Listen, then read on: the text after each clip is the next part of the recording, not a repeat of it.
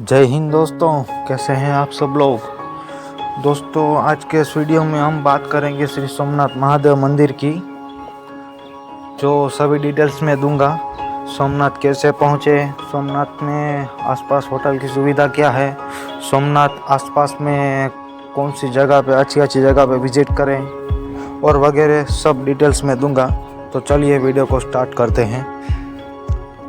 चलिए अब हम पहले बात करते हैं सोमनाथ के बारे में। जो देवों के देव महादेव ने शिव पुराण और नंदी पुराण में कहा है कि मैं हर स्थान पर विद्यमान हूँ, विशेष रूप से 12 रूपों और स्थानों में ज्योतिर्लिंग के रूप में। श्री सोमनाथ इन 12 पवित्र ज्योतिर्लिंगों में से प्रथम स्थान पर सोमनाथ ज्योतिर्लिंग है। सर्वप्रथम इसका निर्माण चंद्रदेव ने करवाया था, जिसका उल्लेख ऋग्वेद में भी दिया गया है। भगवान श्री कृष्ण ने यहीं से भालुका तीर्थ में देह त्याग कर वैकुंठ गमन किया था। कहते हैं कि जब मोहम्मद गजनबी ने सोमनाथ मंदिर को देखा, तब सोमनाथ के मंदिर में शिवलिंग हवा में स्थित था। मोहम्मद गजनी इसे देखकर आश्चर्यचकित रह गए। उसके अत्यंत वैभवशाली होने की वजह से मोहम्मद गजनी और अन्य विदेशी ताकतों ने इस मंदिर की संपत्ति को लूटा। वर्तमान मंदिर का पुनः निर्माण लौह पुरुष सरदार वल्लभ भाई पटेल ने करवाया। इसके साथ ही यहाँ त्रिवेणी स्नान का विशेष महत्व है।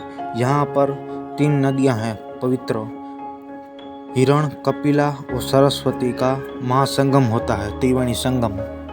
चलिए दोस्तों, सोमनाथ के बारे में कहानी तो हो गई। अब हम बात करते हैं सोमनाथ कैसे पहुँचे। तो सोमनाथ पहुँचने के लिए दोस्तों आपके पास 3 विकल्प हैं।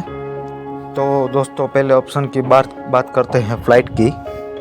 तो सोमनाथ के सबसे निकट किशोद एयरपोर्ट है, जो सोमनाथ मंदिर से 55 किलोमीटर की दूरी पर स्थित है। यहाँ से आप बस और टैक्सी के माध्यम से आ सकते हैं। इसके अलावा दीव एयरपोर्ट, जो उसकी दीव से सोमनाथ की डिस्टेंस किलोमीटर की दूरी है 85 किलोमीटर, और Porbandar airport 150 kilometre, Rajkot airport 200 kilometre और अहमदाबाद एयरपोर्ट 420 किलोमीटर की दूरी पर स्थित है। 3-4 जगह से आपको मैंने बता दिया है एयरपोर्ट का, कैसे पहुँचे आप सोमनाथ। एयरपोर्ट को आपको प्लेन का लगता है तो आप प्लेन से आ सकते हैं, आपको 3-4 विकल्प मिलते हैं। तो दूसरे ऑप्शन की बात करते हैं हम ट्रेन की। सोमनाथ रेलवे स्टेशन के लिए Jabalpur junction, Ahmedabad junction, Rajkot junction, Okha और पोरबंदर से दैनिक ट्रेन यहाँ आती जाती है। अगर आपके शहर से सोमनाथ के लिए डायरेक्ट ट्रेन नहीं है तो आप राजकोट जंक्शन या अहमदाबाद जंक्शन आकर ट्रेन या अन्य माध्यम से सोमनाथ आ सकते हैं। चलो दोस्तों, ट्रेन की बात तो हो गई। अब हम तीसरे ऑप्शन की बात करते हैं, तो वो है आपका बाई रोड। तो बाई रोड के सभी हिस्सों से जुड़ा होने के कारण एक बहुत ही आसान और सुविधाजनक विकल्प है। आसपास के कोई राज्य से सरकारी और निजी लग्जरी बसें, नॉन एसी और एसी बसें सोमनाथ के लिए चलती है बहुत सी। चलिए दोस्तों, ये बाई रोड का भी हो गया। अब हम बात करते हैं सोमनाथ में रुकने की व्यवस्था के बारे में। तो दोस्तों, सोमनाथ ट्रस्ट में रुकने के लिए कमरों की व्यवस्था है। आप सोमनाथ ट्रस्ट की वेबसाइट पर ऑनलाइन बुकिंग के माध्यम से एसी या नॉन एसी रूम बुक कर सकते हैं। और हाँ, इसके अलावा मंदिर के पास संकरी गलियों में कई होटल्स उपलब्ध है, जिसमें आप बजट के अनुसार कमरे ले सकते हैं। यहाँ से आप मंदिर तक पैदल जा सकते हैं।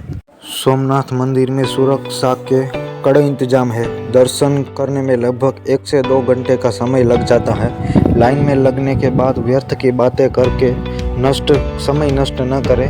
आप सोमनाथ के पवित्र मंदिर में खड़े हैं, मन ही मन ओम नमः शिवाय का जाप करते जाए। और थोड़ा आगे बढ़ने पर सोने से मढ़ी दीवारों के मध्य में शिवलिंग के दर्शन होंगे। आप बहुत सौभाग्यशाली है, भगवान शिव का चमत्कारी शिवलिंग आपके सामने है। सारी दुनिया को भूलकर अपने मन को एकाग्र करके ज्योतिर्लिंग को अपलक निहारते रहे और ज्योतिर्लिंग के माध्यम से होने वाली भगवान शिव से साक्षात्कार की अनुभूति को हृदय में उतार लीजिए। सोमनाथ मंदिर में दर्शन करने का समय सुबह 6 बजे से लेकर रात को 9 बजे तक, और आरती का समय है सुबह 6 बजे, दोपहर को 12 बजे और शाम को 7 बजे। और हाँ दोस्तों, खास बात, सोमनाथ मंदिर में प्रतिदिन रात शाम को 8 बजे से 9 बजे तक 1 घंटे का साउंड एंड लाइट शो का आयोजन किया जाता है। इस शो के टिकट की कीमत 25 रुपये प्रति व्यक्ति और आधी टिकट 15 रुपये है। इस शो में सदी के महानायक और गुजरात के ब्रांड अमिताभ बच्चन की मनमोहक आवाज में सोमनाथ मंदिर की पौराणिक कहानी, इतिहास और आसपास के अन्य महत्वपूर्ण स्थानों का बड़ा ही सुंदर सचित्र वर्णन किया जाता है। चलिए दोस्तों, अब हम बात करते हैं सोमनाथ में घूमने की जगह। सोमनाथ मंदिर के तीर्थ दर्शन बस सुबह 8 बजे और दोपहर 3 बजे चलती है। बसें चलती है 8 बजे और दोपहर 3 बजे तक। बस का टिकट का प्राइस है 30 रुपये और यह बस 3 घंटे में सोमनाथ में मुख्य दर्शनीय स्थलों में घुमाती है। मंदिर के पास ही कई ऑटो वाले भी मिल जाएंगे जो 400 रुपये में आसपास की कई मंदिरों का चार्ट दिखाएंगे। आपको उनकी बातों में नहीं आना है। हिरण नदी के किनारे गोलोक धाम तीर्थ में 8 मंदिर बने हुए हैं तथा सादा मठ दर्शनीय स्थल में भी 8 मंदिर बने हुए हैं। ऑटो वाले इन सभी मंदिरों को अलग अलग दिखाते हैं। आप इन स्थलों पर अलग से चल जाएं या ऑटो वाले से इस बारे में बात करें। चलिए दोस्तों, अब हम बात करते हैं सोमनाथ में खाने की व्यवस्था के बारे में। तो दोस्तों, सोमनाथ में और खुद ट्रस्ट चलाता है खाने पीने का, जो उसका स्लॉट 2 है, सुबह 11 बजे से 3 बजे तक और दूसरा शाम को 7 बजे से रात को 9:30 बजे तक। और इसका दोस्तों प्राइस रहेगा जो 70 रुपये से 100 रुपये तक चलेगा। वो भी आप भरपेट खा सकते हैं। दोस्तों, अब हम महत्वपूर्ण जगह की बात करते हैं, वो है गोलोक धाम तीर्थ। त्रिवेणी संगम से लगभग 1.5 किलोमीटर की दूरी पर गोलोक धाम तीर्थ वह पवित्र स्थान है जहाँ से भगवान श्री कृष्ण वैकुंठ धाम चले गए थे। इसे देवोत्तर स्वर्ग तीर्थ के रूप में भी जाना जाता है।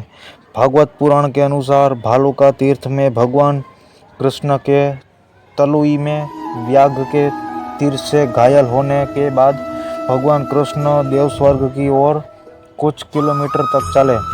बीच में उन्होंने त्रिवेणी संगम में स्नान किया। फिर भगवान श्री कृष्ण हिरण्या नदी के तट पर स्थित देव स्वर्ग का स्थान से विद्युत बनकर आकाश में विलीन हो गए।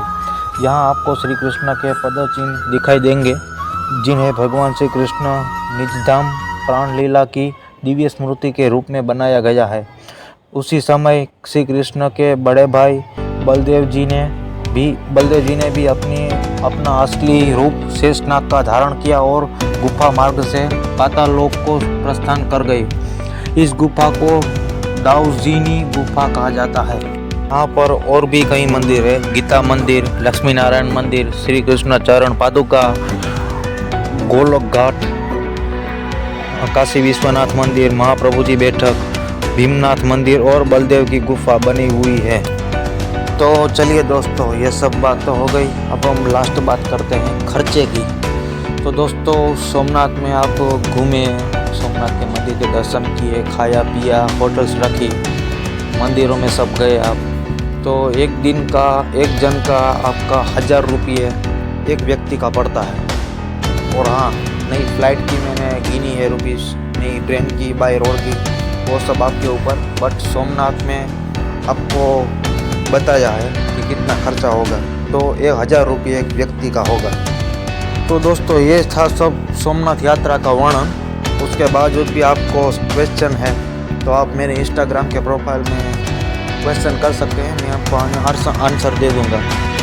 वीडियो अच्छा लगा है तो सब्सक्राइब कीजिए, बेल नोटिफिकेशन प्रेस को क्लिक कीजिए, क्योंकि नए वीडियो आप देख सके। लाइक कीजिए, शेयर कीजिए, कमेंट कीजिए।